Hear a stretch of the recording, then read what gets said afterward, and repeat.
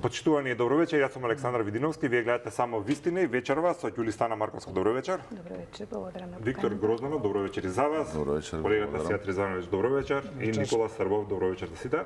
Добро вечер. Имаме ни се собра теми за анализа. Секако ќе почнеме со немилиот настан што се случи или актот на агресија, ако сакате, со пожарувањето на двете возила кои се наоѓаа на тротоарот пред бугарската амбасада. Реагира сите и влади, и министерства и така натаму и така натаму. Сега околу политичката тежина на самиот настан, дали ќе се согласите дека ваков инцидент најмалку и одговара во моментов на Македонија и незината позиција? Јас само на кратко па ќе дам предност на господината Марковска. Значи тоа е антидржавен елемент кој што го направил кој да е. Значи момче, млад, стар не е важно. Значи не може да не става опозиција да утре да губиме позиции кои што и вака не се многу специфични, посебно со една држава членка на Европска унија која што има сосема поинакви аспирации кон Македонија. Значи зборам она што сите го знаеме тука и мислам дека треба не државата да осудува, туку се апси во затвор и толку заврши разговорот. Добро, благодарам. Исто прашање. Па јас не би го нарекла чин на агресија, затоа што морам да кажам дека во Скопје се палат многу коли, да не заборавиме дека се палат коли на цивилно население кое ништо не направило, така да не можеме да гледаме како на агресија. Меѓутоа, бидејќи се работи за возила со дипломатски таблици, особено што ете тоа е еден наш сосед, нормално е ние како граѓани, како цивилно општество и сите наши органи да самиот овој акт го осудат како вандалски чин заради тоа што не доликува на една цивилизирана држава. Морам да кажам нешто што вака малку ме иритира. Моментот на палење на тоа возило некако како случајно се разбира под знакот на наводници се совпаѓа со периодот кога Бугарија во монетарната зона се појавува со две зони со 2 евра како нивен предлог, се разбира за почеток на влегувањето во Шенген зоната, првата парична единица од 2 евра како славење на бугарското кирилично писмо.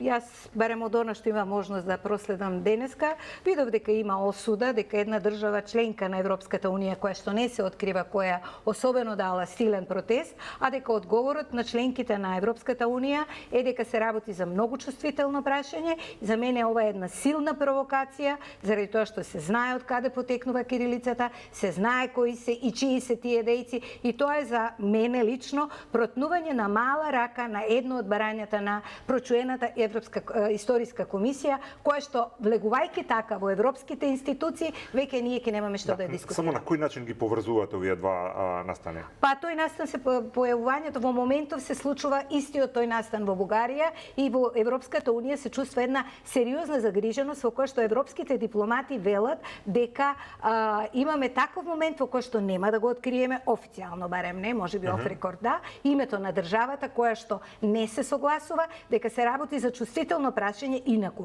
Барем до сега, особено во Шенген зоната и во монетарната политика, немало никаков проблем за одбележување на историски момент на влегување во монетарната сфера со одредена парична единица.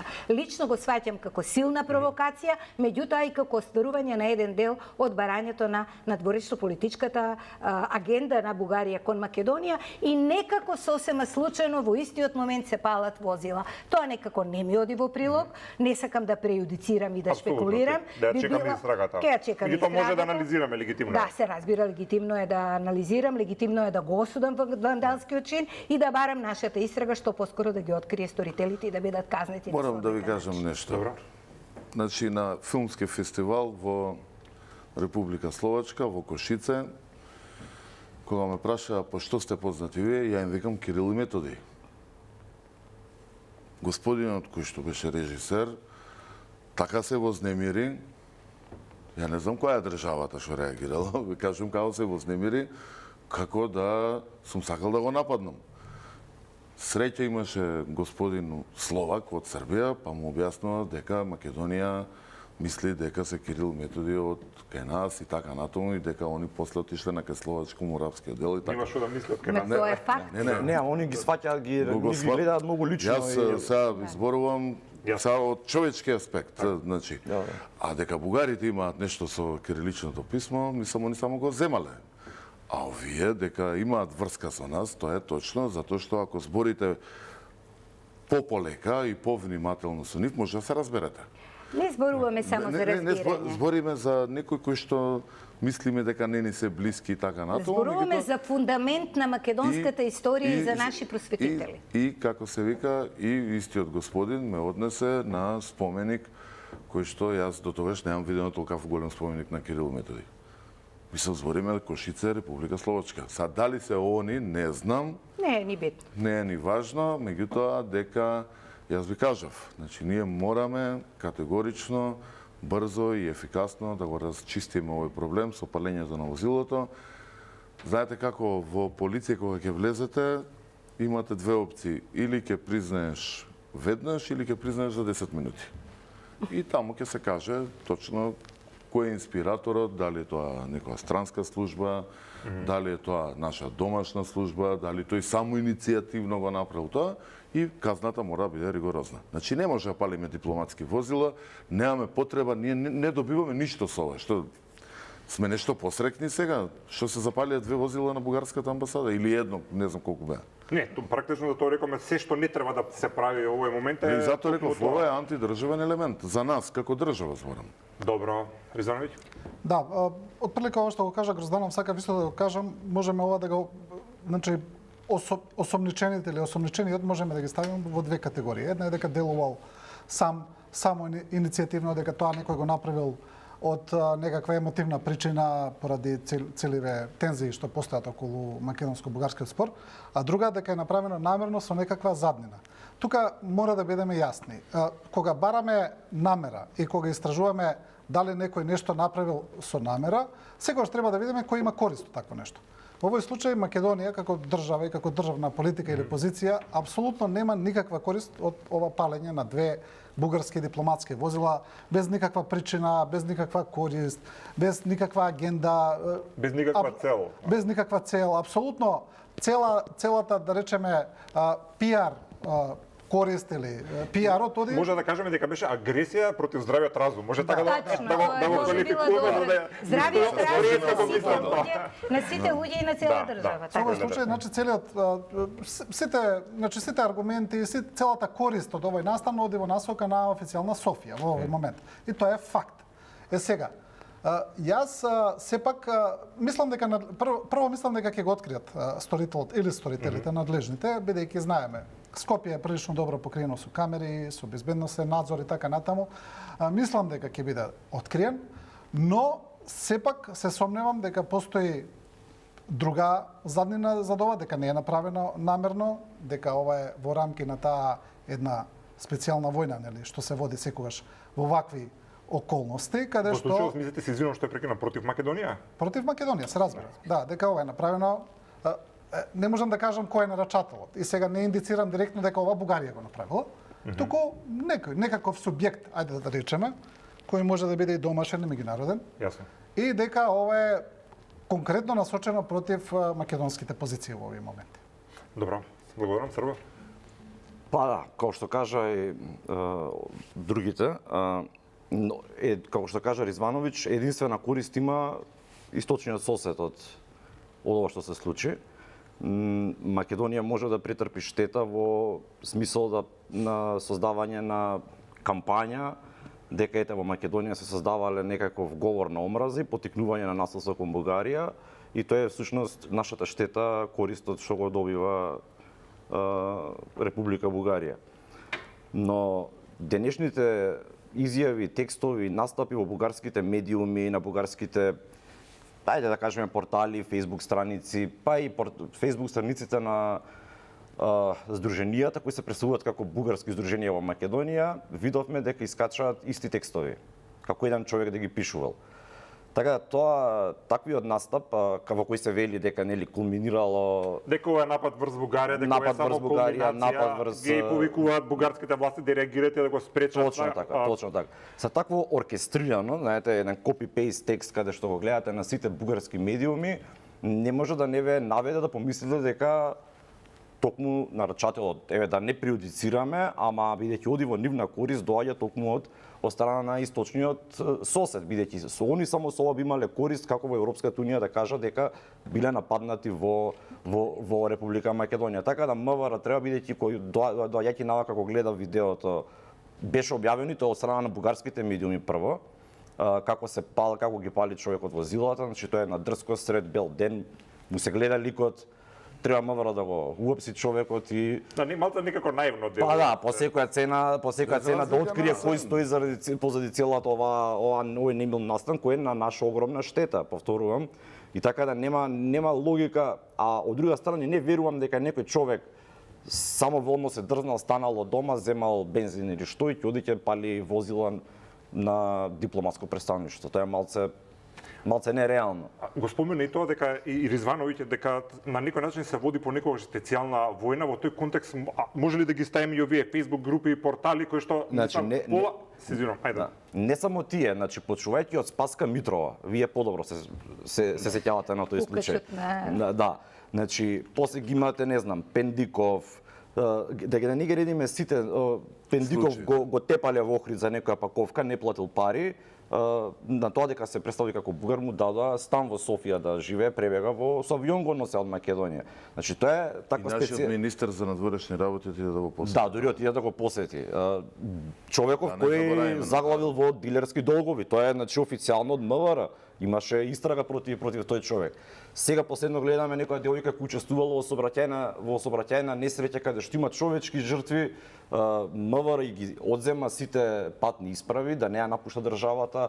Повторно од страна на Софија гледаме дека се прави приказна дека биле угнетувани бугарите во Македонија. Ова сега е последен настан што се случи со возилата. Така да тоа е таргетирана и специјална војна против Македонија. Таа изгледа смешно. Значи, која гледаш изгледа смешно. Ама мора да признаеме една друга работа. Дали бугарската држава изреагира во нормални рамки кога се запали автобусот кај што ни погина околу 45 деца? Ај сега да ги прашаме обратно. Овде нема погинати. Ни се запали автобус на нивна територија, истрагата траеше те вамо, те тамо, те од лево на десно и ни кажа дека се успал шоферот или што и да беше. Сега, да не мисла дека ние забораваме. Не се работи за заборавање. Во тој случај беше вистинска сообраќајка која што не беше осудена. Да не зборуваме, мислам дека различно се работи. Не, видете се. Јас кажувам дека Но ние не го злоупотребувавме. Не го злоупотребувавме тоа. Сакам тоа да го кажам. Значи ние бевме вознемирени како држава, ни погинаа наши сограѓани и тоа деца, голем дел од нив и останавме како се вика на здрави нозе и без никаква омраза. Не креавме ваква хистерија, ниту ваква пропаганда да правиме. Тоа е проблем. И затоа го кажувам, бидејќи јас и пред емисијава да им кажеме на нашите гледачи, ќе ви кажам, јас сум се дружел со луѓе кои што ги знам, кои што се чувствуваат вистински како бугари и знам што се спремни тие кои што сакаат да се наметнат дека се бугари. Тие се наменски, што би рекол еден познат новинар поранешен, како вика, Бугарија професија, значи бугарин професија. Значи они сега, ако ова го тераат на варијанта дека државата Македонија не се грижи за благосостојбата на припадниците на дипломатското претставништво овде во Македонија на Република Бугарија, многу се излажале. Кој да го организирал? Значи, човекот се апси, веднаш се пресудува во затвор и нека му е со среќа и ќе признае све каде било и што било. Јас сам би сакала да се префрли тоа на бугарскиот народ. Знаете, тоа не е омраза меѓу македонците и бугари. Ние го имавме случајот со Пулс, за жал немил настан, во кој што бугарските колеги, зборувам за здравството, излегува максимално со сите со огромна пожртвованост во лекувањето на нашите деца. Да, и тоа денеска ни го вадат низ нос, а да не забораваме дека и во Грција имавме голем број грчките исто доктори излегува во пресред. Излегува цела Европа докторите, значи кога се помага за на него, после тоа не може да го вадите, народски кажано низ нос, ете вие ви помогнавме. Само да се дообјаснам. Значи не мислев да злоупотребам несреќата. Да. Туку кажав дека Македонија не ги искористува ваквите настани. Ја прифати како реалност тоа што они го кажаа. Так. А овде, ако се тргнува на ваков оркестриран напад од страна на медиуми, социјални мрежи, нивни клубови, националисти и така натаму, тоа е веќе голем проблем. И уште еден случај имаше за Драги Каров, кој беше осуден поради расистички и ксенофобичен говор преку компјутерски систем или преку интернет. Да, нема везе. Сакам да кажам дека во Софија, мислам, во Македонија оркестрирано се подигна цела мрежа на ботови, на подкасти, на интернет профили, на фондации, на така натаму и така натаму. И сега имаше многу реакции околу тоа. Сега ние во Канал 5, можеби малци наивно, токму господинот Драги Каров пред околу 4 години го поканивме овдека да го покажеме и демократскиот капацитет. Во тие години беше наративот дека македонските или граѓаните во Македонија кои што се чувствуваат како бугари се онесправени и така натаму и решивме ајде да ги видиме тука и да ни кажат што мака имаат и може да се потсетиме пред 4 години што се случуваше во студио токму со Драги Каров. Македонска нација нема. Македонската нација е создадена после 45-та година. Ајде да видим. Блаже Коневски од селото Небрегово, Џуџето, ја пишува азбуката, ги сврла буквите Н, Л, мислам, уфрла српски букви Н, Л, Ч. Зашто Џуџето го нарекува? Од е србоманче. Од таму, слушај, ти Богоевски, слушај, или Богоевич, како да те наче, ти си право србоманско копиле, бе, човек. Готово. Немаш ти не. Одиме понатаму. Сите вие се србомански. Одиме понатаму. Ако нека ме веду. Нема проблем. Како може Бугарија да биде поробена кога... Ве молам да му го исклучите микрофонот на господинот Каров додека не ме слуша што зборувам. Каров, мислам дека за вакви зборови вие велите дека вашиот татко бил во затвор заради тоа што наводно се кажал дека е бургарин. Вие во 2022 година имате право на национална телевизија во негледаната политичка емисија слободно да говорите за своите ставови. И најмалку што треба да направите со такви бугарни зборови другите луѓе да ги навредуваат. Ви давам можност да се извините и за Џуџето од Небрегово. Нема за Блаже Коневски. Тоа е вистината. Тоа е класичен говор на омраза, вие сте возрастен човек. Шом твојот дедо бил опалченик, бил българин. Дедо ти се превртие од тебе од гробот. Ти се продаваш како некоја курва за 5 бајки пари. Значи, исклучете му микрофонот. Кој ќе ти даде пари за 5 Не ве слушате, исклучете му микрофонот.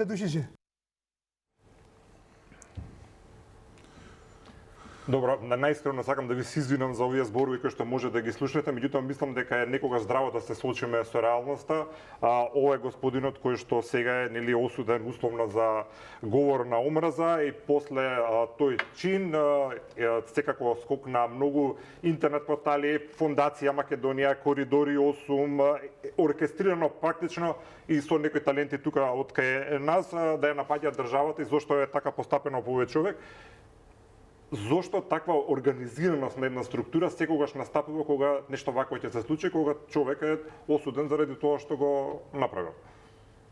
Вие, мислам, има една серија на History Channel, кај што се кажа сектор тој и тој на бугарската држава, која што не само што оркестрира, и таа уште постои и точно се знаат кои биле генералите, кои биле мајорите, полковниците. Тие го имаат убиено овој дисидентот Марков, така беше писателот, со Рицин, со преку Чадор, така да они не излегуваат од оваа приказна.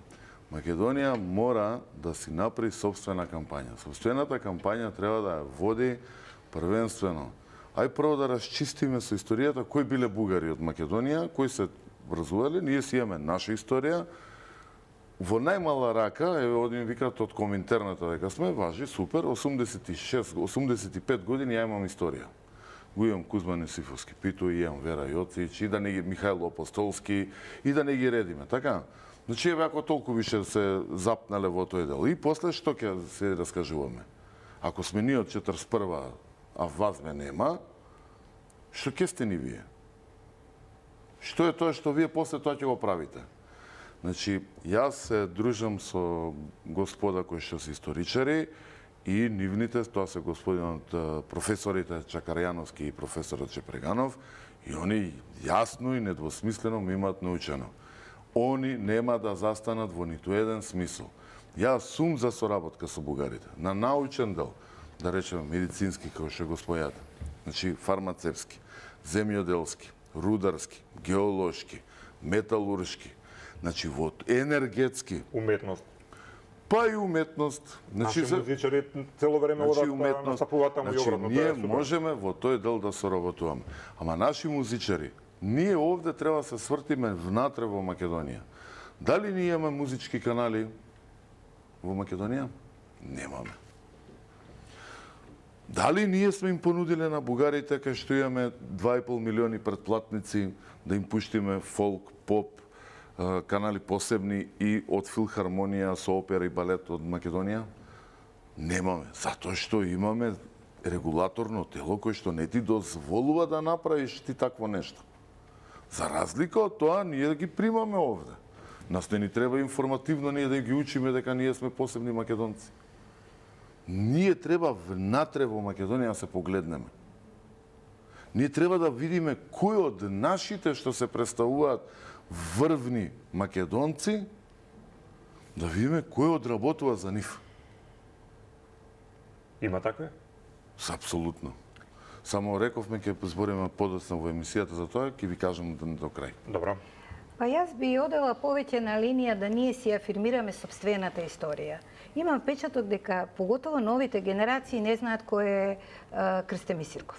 Апсолутно не знаат. И дека тоа нешто во нашето образование ни застапено, ни седен час, два, три, дека ние треба од најраната возраст да си ги учиме децата, не да си ја знаат историјата, да знаат од кога почнуваат корените на оваа држава и автоматски да тоа да се издвои дури како посебен предмет, ако сакате. Затоа што ваквите луѓе, па ако сакате и целата бугарска држава, почива на она што они сакаат да веруваат. И тоа е нивно право. Јас не сакам тоа право да им го одземам. Меѓутоа, ние имаме право да ја афирмираме нашата историја, ние имаме право, како дипломатија, како лобисти, кои што за жал се многу слаби, треба да ја шират вистината за Македонија. Многу малку луѓе знаат за Македонија. Може ли, кога влегуваме во одбор, дали знаете дека Кузман Јосифовски Питу има и друг брат кој што погинува во планина?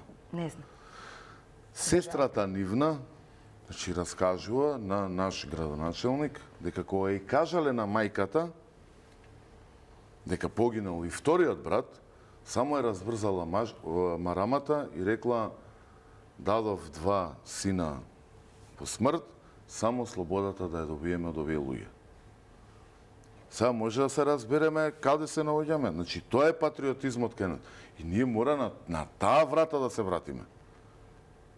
Токму тоа зборувам, дека треба да се афирмираат таквите. Тоа е едното. Второто, заедно со актуелниот заменик министар за надворешни работи, господин Зоран Димитровски, бевме во Измир. Не пречека, за жал сега покојниот Исмаил Чучугда, кој што го вика турскиот Гоце Делчев. Стварно личеше на Гоце Делчев, сега мислам како да ви објаснам. Македонски подобро од нас бореш. Мајка му е тука. Мајка му од каде што е направена првиот број на од Горно Врановце, кај што е направен првиот број на Нова Македонија. И мајка му, турчинка, умрела и не сакала да збори на турски јазик, рекла: јас ќе си зборам на стариот јазик, на македонски јазик. Ние тоа треба да го вреднуваме. Ние бевме тамо, не знаевме каде се наоѓаме. Или сме во Македонија, или сме во Измир, Турција. Сериозно е, бе, ви доаѓа на гости, прашите го, ќе ви кажа, он е жив сведок, јас и он. Да. Звановиќ, ние со Бугарија сме соседи, треба да се стремиме нормално да градиме добрососедски односи, бидејќи не можеме да си ги бираме соседите. Претпоставам дека и во Бугарија има ткиво едно од општеството кое што сака соработка со Македонија, затоа сега ги анализираме овие кои што ги компромитираат тие односи. Ги спомнавме на Facebook страници, интернет портали, дали државата има механизам, ако незините безбедносни служби да заклучат дека определени профили, портали така натаму ги компромитираат односите меѓу двете земји, дека работат против државата Македонија, нешто да се превземе. Дали има некои такви примери? Како да се заштитиме од овие што ги зборувавме сега? Што синхронизирано настапуваат? Се разбира, Александар, дека државата има механизми. Сме имале таков пример. Таков е пример со Виктор Стојанов, председател на Фондацијата на Македонија, кога уште за време на минатата влада му беше забранет влез во Македонија. Значи има такви механизми. Меѓутоа неговите пипци се тука се уште многу активни. Знаете какви гадости, слободно ќе кажам, пласираат. Според некои информации кои јас ги добивам од луѓе кои се малце запознаени со проблематиката, не е неговото влијание толку големо. се работи за не толку важен субјект во таа приказна, да, но сепак постои една мрежа која е организирана во Македонија, која делува, ја видовме на мрежа на портали кои делуваат организирано, дека тие се синхронизирани, очигледно дека ги добиваат информациите од еден центар. Тука постојат кај нас некои регулативи каде што порталите се на некој начин регулирани, може да се види тоа, нели? Имаат импресум, имаат ли уредник, што објавуваат и така натаму, но да не се лажеме, тука состојбата не е толку лесно. Знаеме дека регулацијата на портали на оно што се пишува е тешко да се спроведе. Но државата треба да делува, тоест службите, оние кои се надлежни за тоа, треба да делуваат таму каде што можат и во оние насоки каде што можат да бидат ефикасни, а постојат, се разбира, насоки. Јас верувам дека службите го работат тоа, дека не спијат, иако можеби на нас така ни се чини, дека се работи на терен, се прави некаков обид ова да се држи под некаква колку толку контрола. Но мора да бидеме и свесни дека постои таа организирана мрежа, дека постои таа пропаганда од соседна Бугарија која очигледно е таму оркестрирана, дека таа нема да престане, дека тоа е поврзано со државната политика на Бугарија, која исто така не е нова. Можеме да кажеме. Ама да бидеме поштени, не иде само и од Бугарија. Доаѓа и од Србија, и од Хрватска, и од Грција. Види, тоа е веќе друга анализа каде што ние можеме да гледаме и дали доаѓа од Русија, дали доаѓа и од други центри. Тоа е веќе една продолжена анализа, но ние еве да се задржиме на ова што го знаеме и ова што ни е пред нас, инаку знаеме дека е длабока работата тука, не е воопшто наивно се тоа што се случува. Добро. И покрај тоа што и Молдавија и Украина се пријателски земји на Македонија, посакуваме се најдобро, одлуката за старт на преговорите со овие две земји, Македонија да остане на страна, можеби уште малце ги зголеми фрустрациите кај нас, можеби ја поткопа дополнително довербата кон Европската унија и дека се базира врз принципи и вредности, а не само врз политички одлуки. Дали можеби сега после самитот во Тиват и средбите кои што има представници на нашата влада со Мерц, мислам за премиерот зборувам, и со Макрон и со Мерц, се најави дека може оптимистички прогнози дека можеби нешто ќе се случува. Дали може ова што се случува сега со палењето на возилата е антитежа на тоа? Практично тој процес на изнаоѓање на решение да го закочи колку што може? Не.